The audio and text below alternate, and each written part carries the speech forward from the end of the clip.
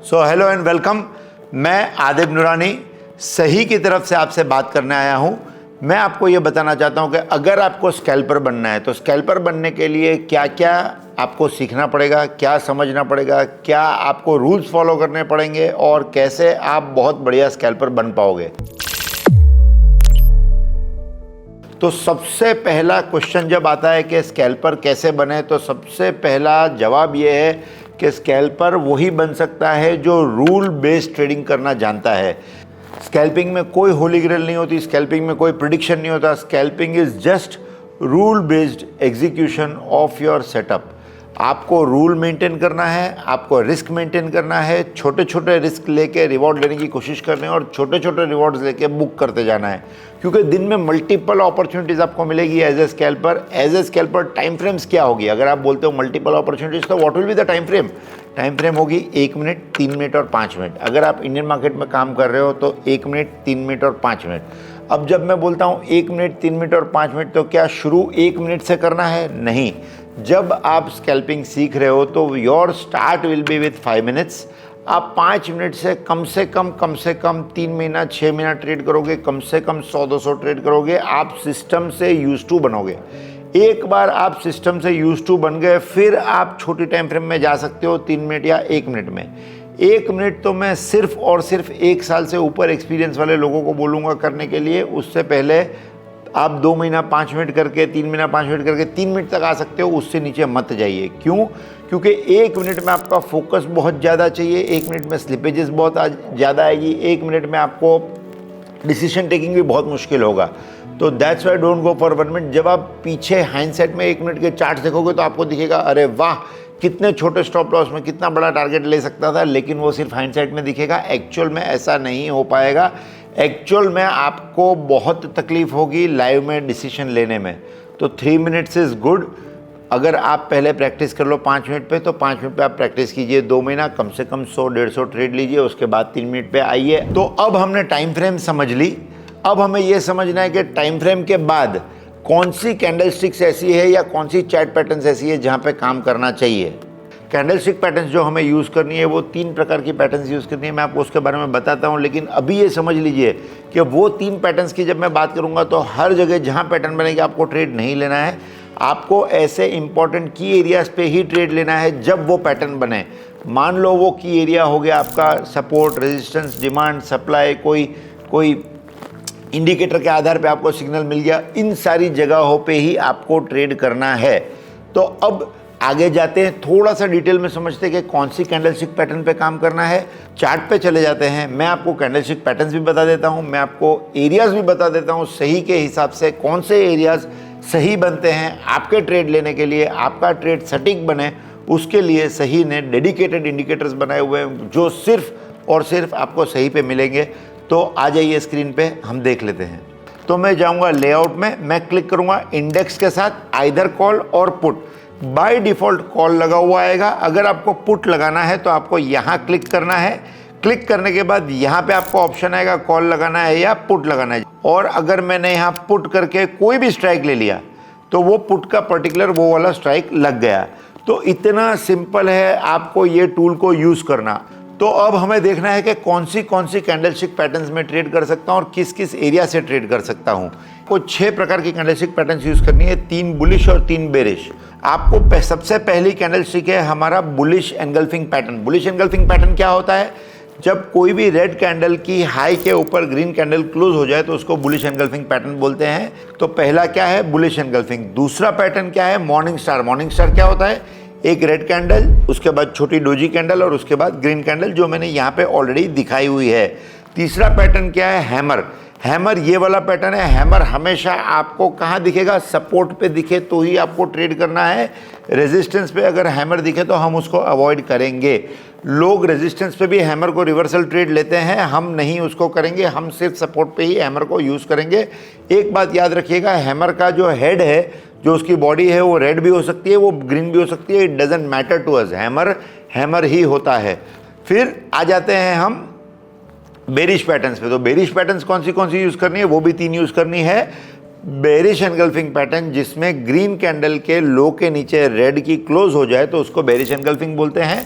Bearish engulfing use करूँगा, evening star use करूँगा और इन्वर्टेड हैमर यूज़ करूँगा। ये 3 टाइप की पैटर्न्स में बेरिश यूज़ करूँगा और पहले जो बताई वो 3 टाइप की पैटर्न्स में बुलिश यूज़ करूँगा। बस ये 6 ही पैटर्न्स के अराउंड मैं स्कैल्पिंग करूँगा, इंट्राडे करूँगा, पोजिशनल करूँगा, स्विंग करूँगा।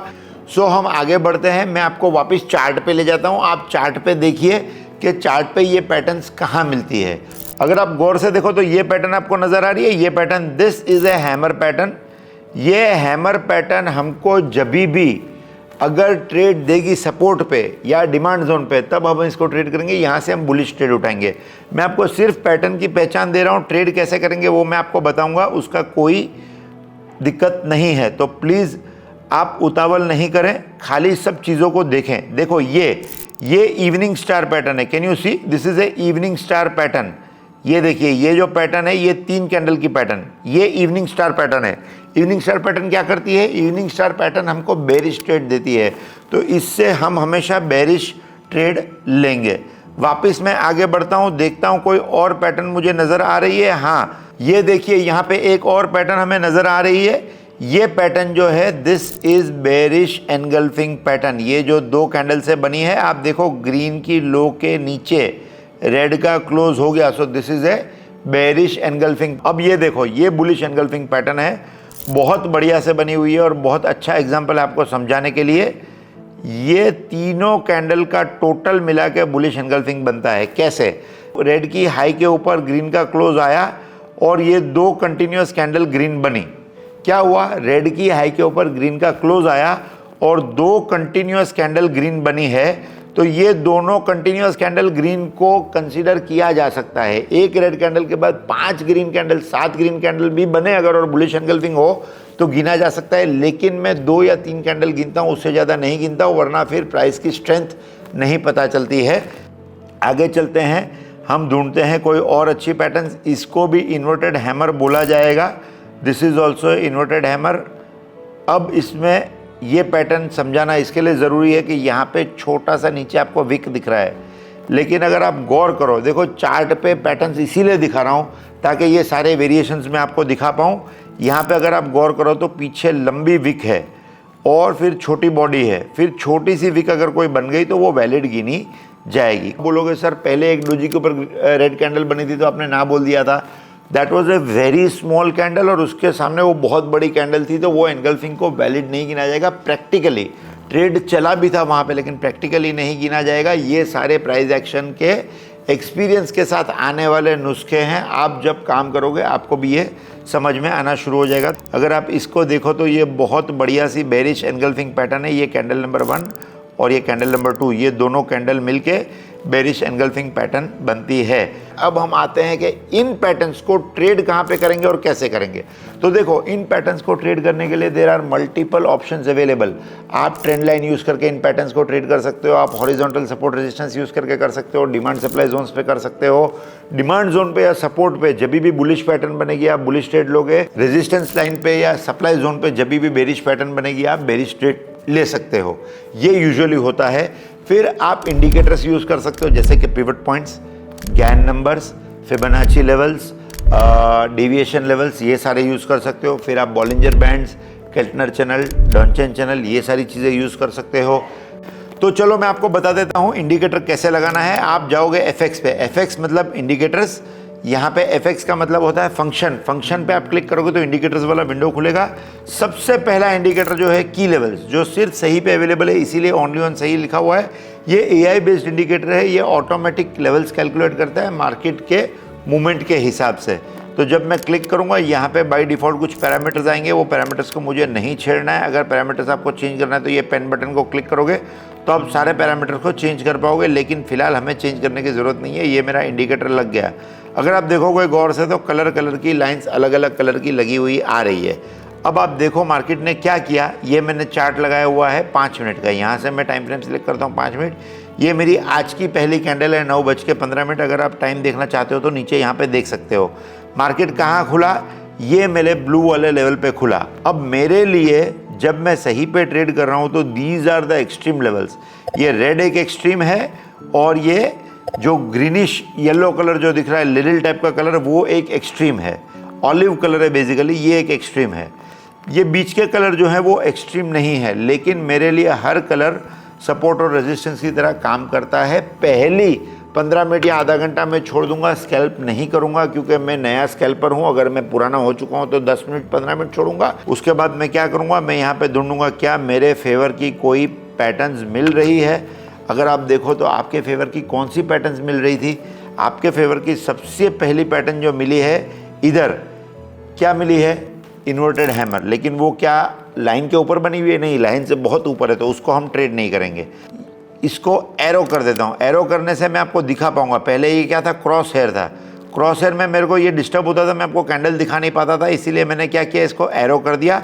एरो करके अगर आप देखो तो इस रेड कैंडल की हाई के ऊपर, गौर से अगर आप देखो तो इस रेड कैंडल की हाई के ऊपर ग्रीन कैंडल ने क्लोज दे दिया है, तो ये बुलिश एनगल्फिंग कंफर्म हो जाता है। तो इस बुलिश एनगल्फिंग के ऊपर आपका ट्रेड बनता है।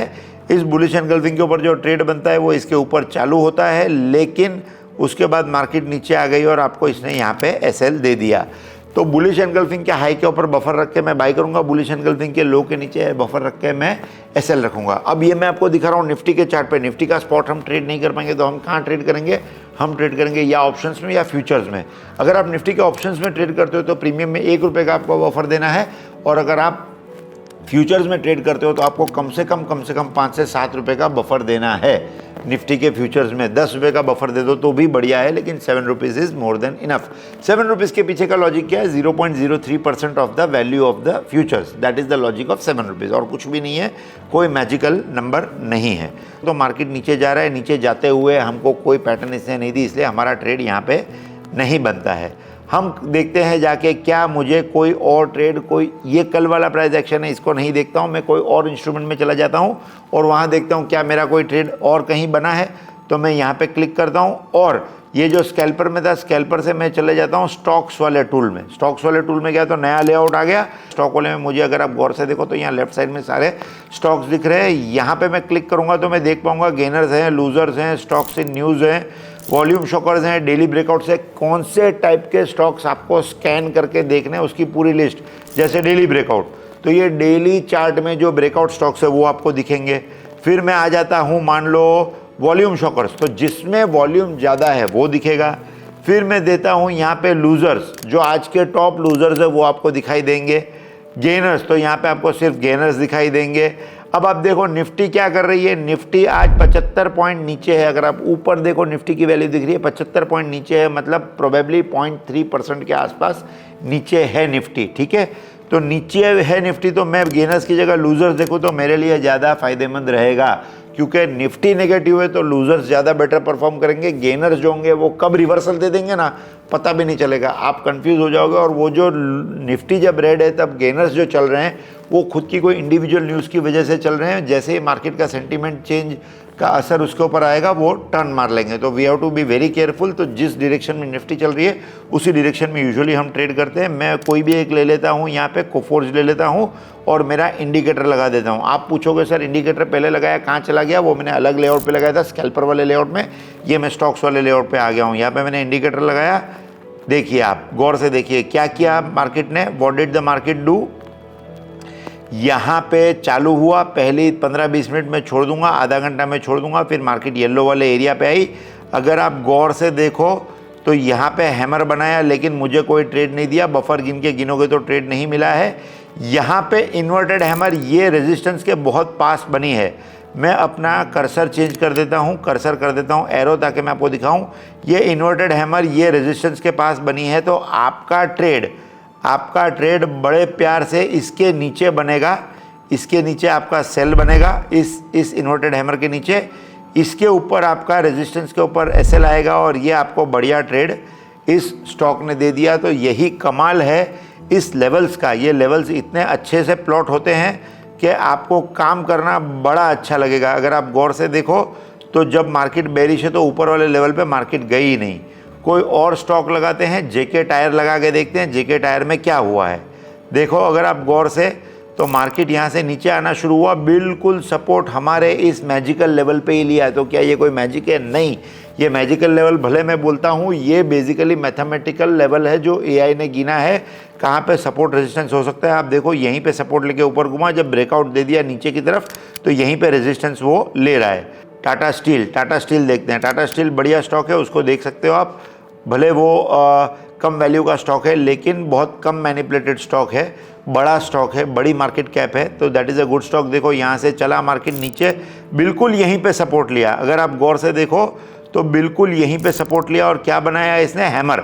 आपका ट्रेड बनेगा, इसके ऊपर आपकी बाई बैठेगी और इसके नीचे आपका एसएल बैठेगा और इसने 1:1 से ज़्यादा का ट्रेड दे दिया है। तो होप मैंने मल्टीपल एग्जांपल्स बता दिए इस टूल को यूज़ करके। एक और टूल आपको बताता चलूँ, बहुत प्यारा टूल है, उसका नाम है OI प्रोफाइल। ये OI प्रोफाइल क्या करता है?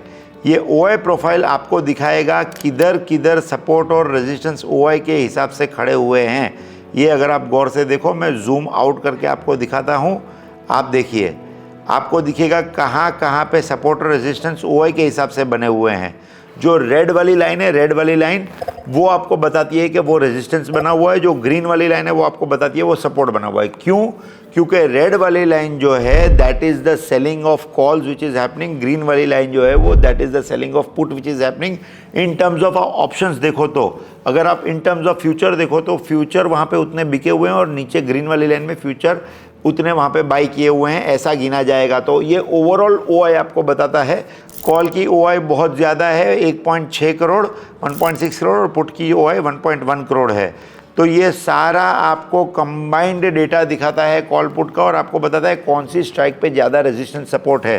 तो जब आप इन मैजिकल लाइंस को इन OI के साथ मिक्स करोगे तो और अच्छे ट्रेड्स बनेंगे। लेकिन बीइंग ए बिगिनर इतना कुछ मत करो, सिंपल काम करो। जो 6 पैटर्न मैंने आपको बताई और जो मैजिकल लाइंस मैंने आपको बताई वो दोनों आप लगा लो, आपका काम एकदम बढ़िया हो जाएगा। तो अब आपको पता चल गया कि स्कैल्पिंग कैसे करनी है। लेकिन एक खास बात जो आपको समझना है कि आपको रिस्क भी मैनेज करना है। तो आपको रिस्क कैसे मैनेज करना है वो मैं समझा देता हूँ। अगर आप रिस्क मैनेज नहीं करोगे तो अच्छे स्कैल्पर कभी नहीं बन पाओगे, क्योंकि scalper is always running against time. क्यों रनिंग अगेंस्ट टाइम? क्योंकि आपको फटाफट डिसीजन लेने होते हैं एंट्री के और फटाफट एग्जिट करना होता है। आप अगर वहाँ पे इमोशन लेके आओगे तो कभी ट्रेडर नहीं बन पाओगे, कभी स्कैल्पर नहीं बन पाओगे। और एक मैं आपको सलाह दे दूँ, शुरुआत से जब आप नए आए हो मार्केट में तुरंत स्कैल्पर बनने मत जाओ। पहले थोड़ा स्विंग ट्रेडिंग करो, फिर थोड़ा इंट्राडे करो और फिर स्कैल्पिंग में आओ। धीमे धीमे टाइम फ्रेम नीचे ले जाओ। लोग उल्टा करते हैं, पहले स्कैल्पिंग करते हैं, घाटा कर लेते हैं और फिर धीमे धीमे टाइम फ्रेम बड़ा करते हैं और आखिर में इन्वेस्टर बन के चले जाते हैं। और इन्वेस्टर बन के भी ऐसे स्टॉक्स ले लेते हैं जहां 1-2 का 4 उनको करना होता है, क्योंकि स्कैल्पिंग और इंट्राडे में लॉस करके गए होते हैं और पूरी कैपिटल बर्बाद करके फिर स्टॉक मार्केट को गाली देते हैं। तो प्लीज़ वो काम मत कीजिए। ऊपर से नीचे आइए, स्विंग ट्रेडर बनिए, फिर इंट्राडे बनिए, फिर स्कैल्पिंग कीजिए। स्कैल्पिंग करते वक्त आपको डिसिप्लिन का क्या ध्यान रखना है मैं आपको वापस बता देता हूँ। स्कैल्पिंग करते वक्त हमेशा आपको ये ध्यान रखना है कि आपकी कैपिटल का 0.5 से 1% से ऊपर का रिस्क कोई भी ट्रेड में नहीं लेना है। जो भी रिस्क आप ले रहे हो, 0.5 ले रहे हो तो हर बार 0.5% का ही रिस्क लेना है। 1% रिस्क ले रहे हो तो हर बार 1% का ही रिस्क लेना है। कभी भी दिन में 2 या 3 ट्रेड से ज़्यादा मत करो। अगर आप कंटिन्यूस लॉस में वो ट्रेड आपके जाते हैं, आपके 3 SL लग गए, आप एक बार के लिए रुक जाओ, क्योंकि 3 SL is equal to 3% of आपका कैपिटल ड्रॉ डाउन हो चुका होगा। और प्रॉफिट में अगर आप जा रहे हो बैक टू बैक तो 4 ट्रेड प्रॉफिट में आ गए तो आप एक बार काम स्टॉप कर दो। ऐसा मत करो कि वो प्रॉफिट को आप दाव पे लगा दो, क्योंकि वो दिन आपका बहुत अच्छा है। प्रॉफिट प्रोटेक्ट करना आपकी जिम्मेदारी है। स्कैल्पिंग में हमेशा आपको 1:2, 1:3 की कोशिश करनी है। 1:1.5 के नीचे ट्रेड ही नहीं करना है। लेकिन दिक्कत यह है कि 1:1.5, 1:2 के ट्रेड्स रेगुलर मिलते नहीं है। तो उसके लिए एक बहुत बढ़िया नुस्खा है, मैं आपको बताता हूँ। हमेशा 2 लॉट में एंट्री कीजिए। 2 लॉट का मतलब ये नहीं है कि रिस्क डबल कीजिए। 2 लॉट का मतलब ये होता है कि आप समझो फॉर एग्जांपल 50 स्टॉक्स या 50 इक्विटी लेके काम करना चाहते हो तो 25-25 के 2 क्वांटिटी में डिवाइड कर दीजिए। कॉल में ट्रेड कर रहे हो तो 2 कॉल या 2 पुट बाई करके काम कीजिए या सेल करके काम कीजिए। जितनी आपकी financial capacity, risk taking capacity है, उसके हिसाब से क्वांटिटी सेट करके उसको 2 पार्ट में डिवाइड कर दीजिए। एक पार्ट को आप बुक करेंगे 1:1 प्रॉफिट में और कॉस्ट टू कॉस्ट का एसएल ले आएंगे। दूसरे पार्ट को आप बुक करेंगे 1:2 के, 1:3 के प्रॉफिट में, जिससे आपकी ओवरऑल एवरेज 1:1.5 की आ जाएगी। ये स्कैल्पिंग का राज है जो सबको नहीं पता होता है, जो सब नहीं यूज़ करते होते हैं। तो मैंने आपको ये बता दिया कि आपको स्कैल्पिंग कैसे करनी है, कौन सी टाइम फ्रेम में करनी है, कौन सा टूल यूज़ करना है, कौन सी कैंडल स्टिक्स यूज़ करनी है, क्या रिस्क मैनेजमेंट होना चाहिए।